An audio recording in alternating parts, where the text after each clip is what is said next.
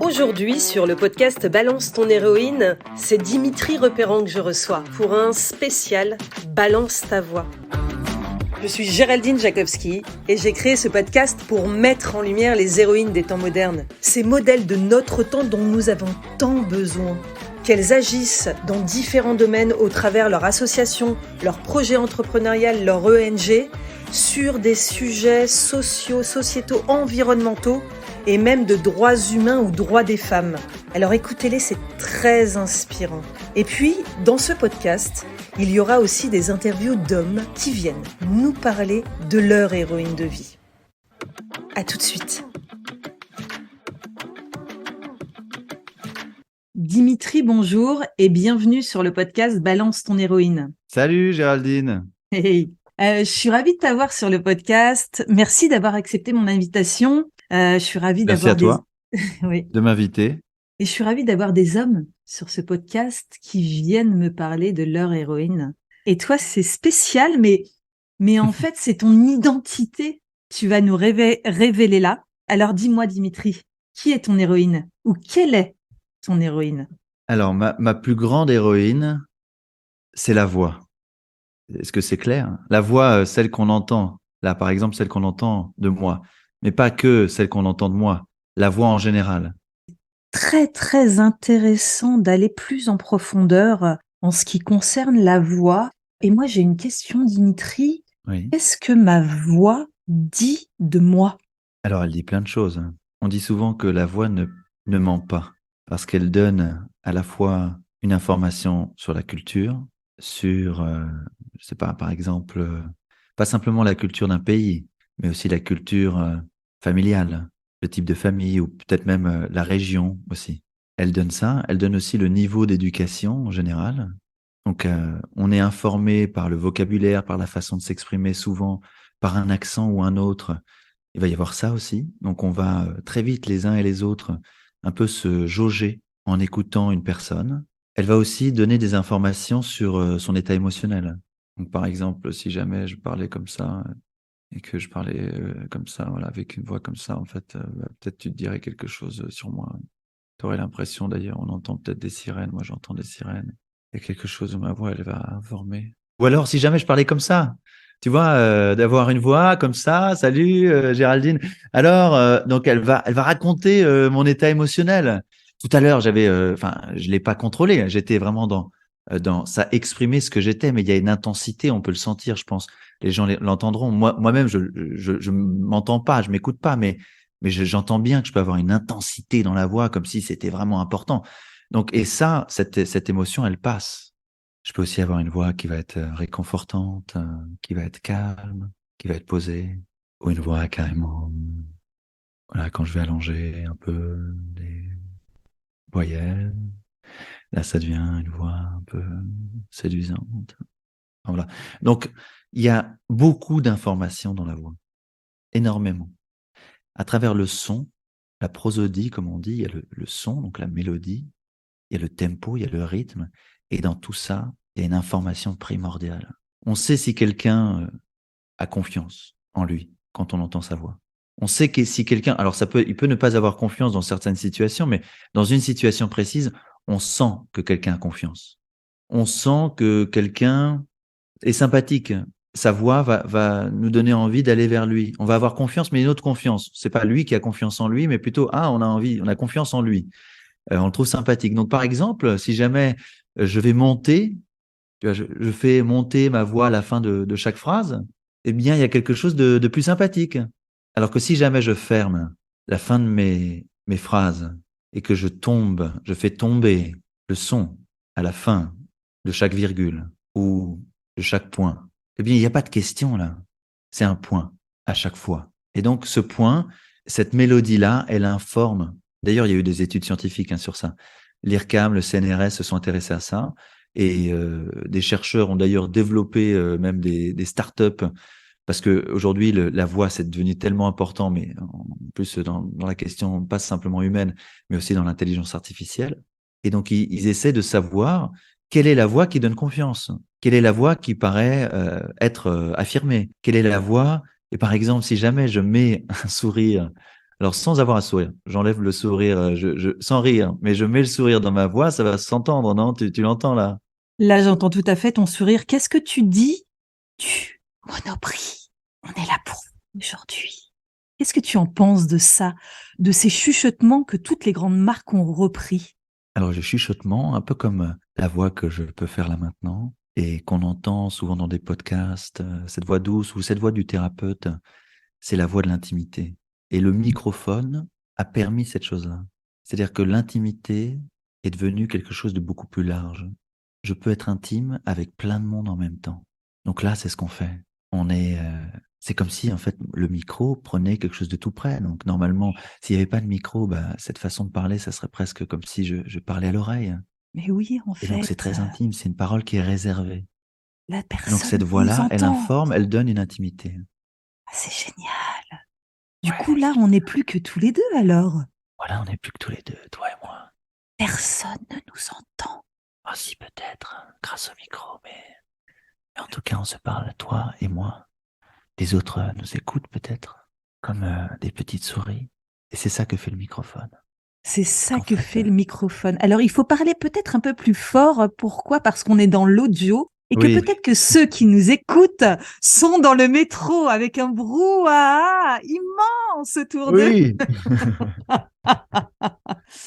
La musique moderne est devenue ce qu'elle est devenue et on s'est mis à aimer des gens qui chantent comme, je sais pas, Carla Bruni, Vanessa Paradis, des toutes petites voix, mais avant, personne n'aurait pu chanter comme ça.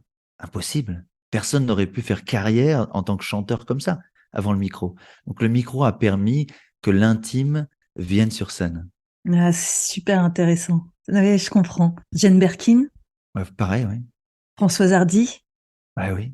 excellent. Quand il y a deux personnes qui ont une intonation de voix différente, c'est-à-dire quelqu'un qui arrive avec beaucoup d'énergie, comme moi, tu vois, ou comme toi et moi, en général, quand on parle, normalement dans la vraie vie, on est plein d'énergie. Hmm. Eh bien, sais-tu que ça dérange? Il y a certaines Oui. personnes pour lesquelles on a un ton, une intonation trop forte. Et en Mhm. fait, on met tellement d'énergie dans notre voix, de manière naturelle, qu'on dérange. Oui. Qu'est-ce que tu dis de cela? Alors, c'est ce qu'on appelle les postures vocales. Donc, d'une part, on n'a pas une voix. D'un point de vue, là, on parle vraiment de la physiologie, hein. Tout à l'heure, je parlais des trois corps. Dans mes études de psychopathologie liées à la voix, j'ai fait un DU spécialisé sur ça. Une de mes professeurs, Claire Gilly, une très grande psychanalyste spécialiste de la voix, parlait de ça, les trois corps de la voix. Le corps psychique, le corps physique, le corps social. C'est de ça dont j'ai parlé tout à l'heure. Maintenant, dans le corps physique, il y a trois éléments. Le souffle, la contraction des cordes vocales, des plis laryngés, comme on les appelle aussi dans un jargon plus scientifique. Et puis ensuite, les caisses de résonance. L'endroit où en fait ce son va aller résonner, comme une calebasse, comme mon piano là, qui est derrière. Donc, il y a un son qui est créé grâce à deux forces qui s'opposent, le souffle et la barrière des cordes vocales qui viennent s'opposer au souffle. Et le souffle veut passer et il met en vibration les cordes vocales. Et cette façon de vibrer, elle peut être différente. On peut faire vibrer d'une façon ou d'une autre. On peut détendre la contraction laryngée. Si je détends la contraction, je vais avoir une voix un peu plus douce. Donc, on n'a pas une voix. On n'a pas qu'une voix, en fait. On aurait pu, enfin, moi, je pourrais parler comme ça depuis le début, ça pourrait être ma voix, j'aurais pu être installé dans cette voix. Elle est à l'intérieur de mon instrument. Je suis pas en train de trafiquer, je suis en train de juste la placer à un autre endroit. Ça reste ma voix, puisqu'en fait, elle est dans mon instrument, n'est-ce pas? Je suis pas en train d'inventer quelque chose, c'est pas une autre personne qui parle, c'est bien moi. Donc, on n'a pas une voix, mais on a mille et une voix, comme je dis souvent. J'aime bien ce terme parce qu'on imagine qu'on a même encore plus. Et c'est comment je vais adapter ma voix, et on le fait tous naturellement. On adapte tous notre voix naturellement au jour le jour, avec les gens dans la rue, en fonction, si on parle, moi je parle avec ma femme, si je parle avec ma fille, si je parle à des gens que je veux coacher, si je parle devant une assemblée de personnes, si je parle à une personne que je coach ou une assemblée, si je parle à une vieille dame dans la rue, je vais pas lui dire bonjour madame, vous avez besoin d'aide? Si elle a besoin d'aide, je vais adapter ma voix à, en fait, elle. Donc, c'est ce qu'on appelle les postures vocales. Donc, quand nous, des gens n'aiment pas, n'apprécient pas notre voix, souvent, c'est dans un cadre qui a un cadre, je dirais, large. C'est-à-dire que, par exemple, je suis en conférence où je suis devant plein de personnes et j'ai cette dynamique où là, on est en podcast et on a cette dynamique, on se parle, on a quelque chose de naturel. Donc, on s'adapte pas aux personnes qui sont en face qui pourraient être gênées par cette voix. Mais si jamais j'avais une personne devant moi, eh bien, à ce moment-là, je pourrais m'adapter à elle. Je pourrais voir que, elle a l'air de pas trop apprécier que je sois tout excité comme ça. Elle a l'air d'être un peu agacée, ou elle fait des gestes qui m'informent. Il y a tout le non-verbal. Enfin voilà, elle a les yeux froncés, elle touche son nez. Bref. Donc il y a des informations où je peux voir en tête à tête que ça plaît pas à ma voix et je vais l'adapter. Si jamais je fais bonjour madame, vous avez besoin d'aide, peut-être la dame elle va reculer, elle va être là. Qu'est-ce qu'il me veut ce monsieur et donc voilà, j'aurai l'information que c'est pas la voix qu'il lui faut pour que je puisse rentrer en relation avec elle. Donc la voix, ça s'adapte, elle s'adapte, on l'adapte. Donc apprendre à mieux l'adapter, apprendre à mieux jouer avec, ça permet plusieurs choses. Ça permet de mieux rentrer en relation avec les gens dans notre entourage, que ce soit d'un point de vue personnel, que ce soit d'un point de vue professionnel, que ça peut être, on est vendeur et comment on entre en relation de la meilleure des manières avec chaque client. Si on a des clients, comment on rentre en relation en fonction de chaque situation. Là, il y a une situation un peu tendue. Comment je vais parler avec la personne? Est-ce que je vais pas davantage détendre ma voix, essayer d'être plus calme, essayer de laisser plus de place à l'autre, parce que peut-être que l'autre a besoin d'exprimer des choses. S'il est énervé, c'est qu'il y a quelque chose de l'ordre de sa limite qui a été touché et il a besoin d'abord de reconnaissance. Donc, je vais lui laisser de la place, je vais ralentir, je vais calmer les choses par la voix. Calmer les choses par la voix. Comme un enfant. Si on calme par la voix, on va calmer l'enfant. Si on excite par la voix, on va l'exciter. Donc, Forcément, forcément. Et c'est pareil, en fait, on est oui, tous pareils comme des gosses.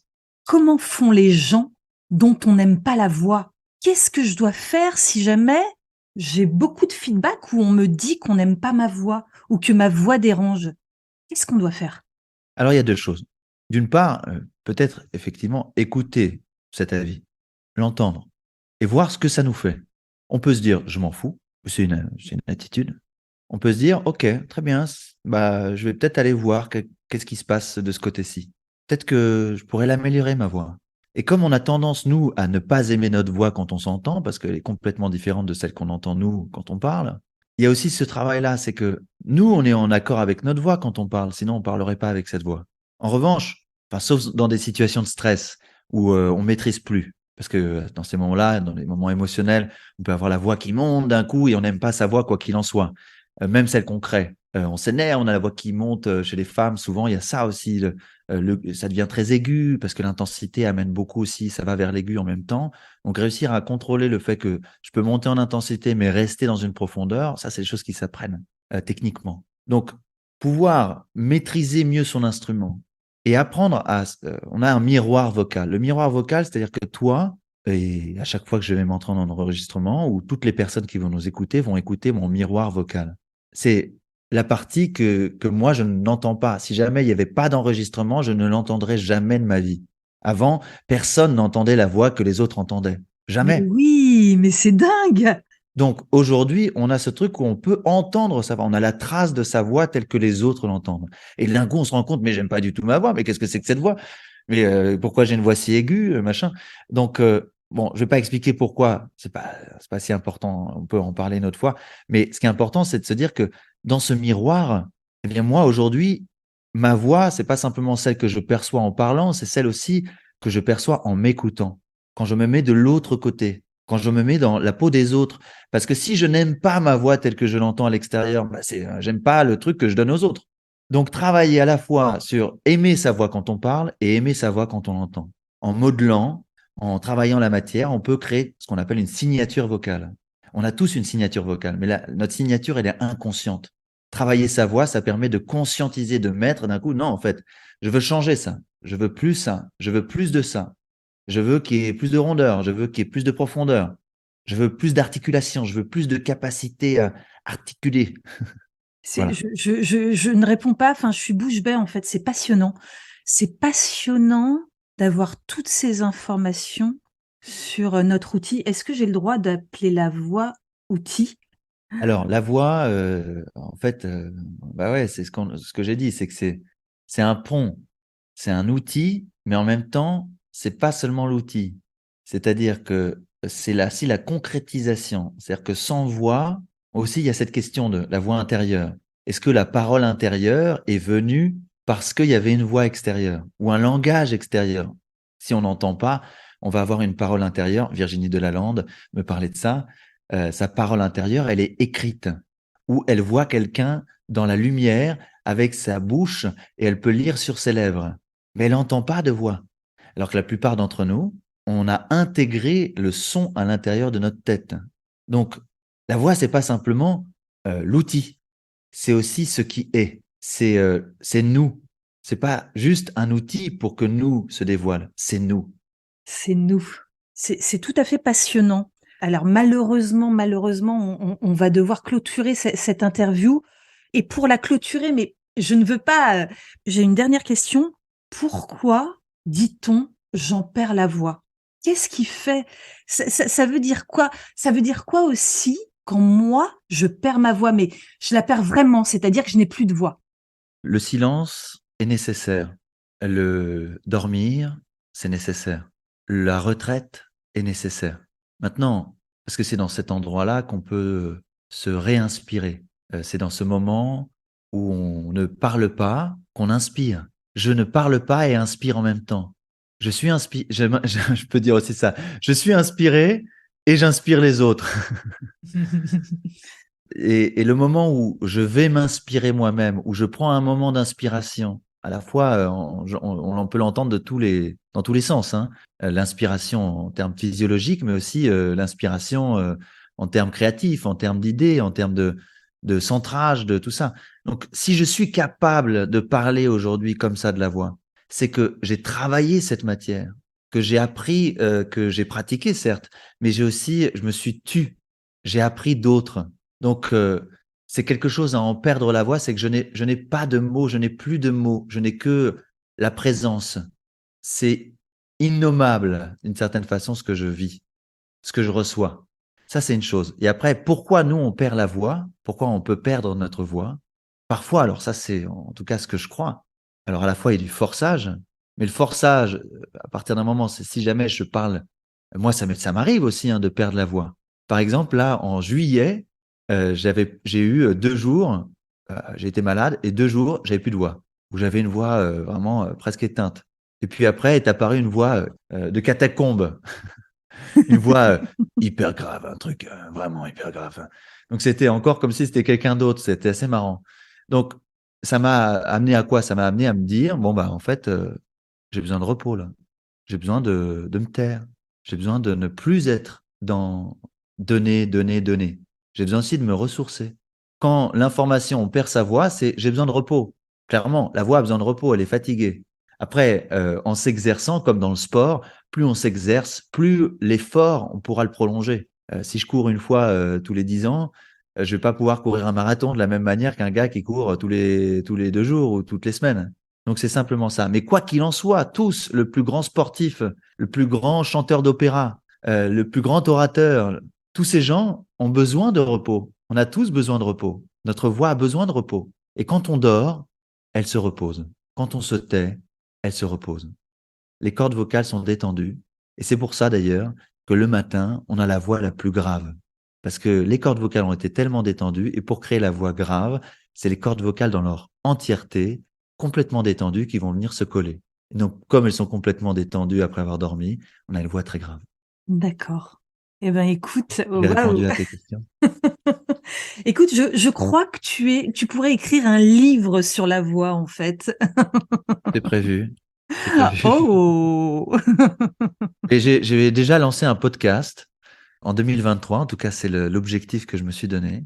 Qui, pour l'instant, l'idée, ce sera de les voix qui changent le monde et d'aller interviewer à la fois des gens qui peuvent être célèbres dans leur domaine ou très célèbres en dehors de leur domaine, mais des gens qui transforment les choses grâce à leurs paroles, grâce à la transmission, et peut-être parfois des personnes qui viennent, je pense à quelqu'un que moi j'adore, qui fait beaucoup de podcasts, Charles Pépin, qui est un ancien grand timide et qui avait une angoisse de la prise de parole et qui en a fait son métier.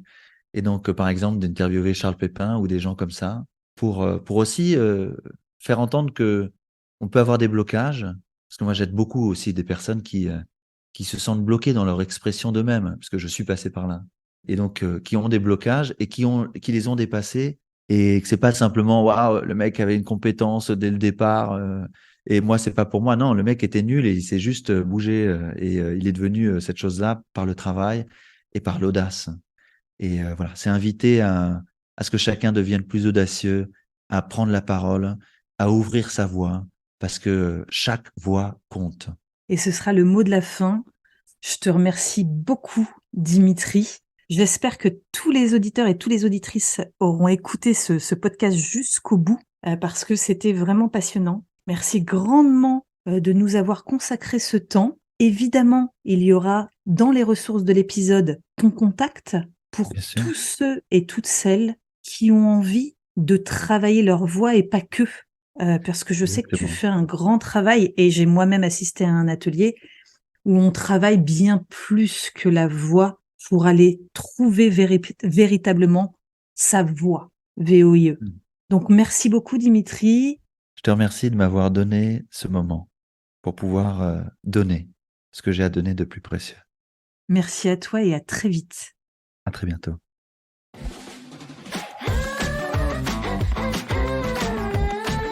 Si cet épisode vous a plu, si vous avez vibré, si vous l'avez trouvé inspirant, alors n'hésitez pas à cliquer sur la cloche pour vous abonner et puis à mettre 5 étoiles ou à le commenter. Ça compte pour moi. C'est la reconnaissance de mon travail et ça me donnera à coup sûr l'envie de me dépasser dans le contenu futur que je vais vous proposer.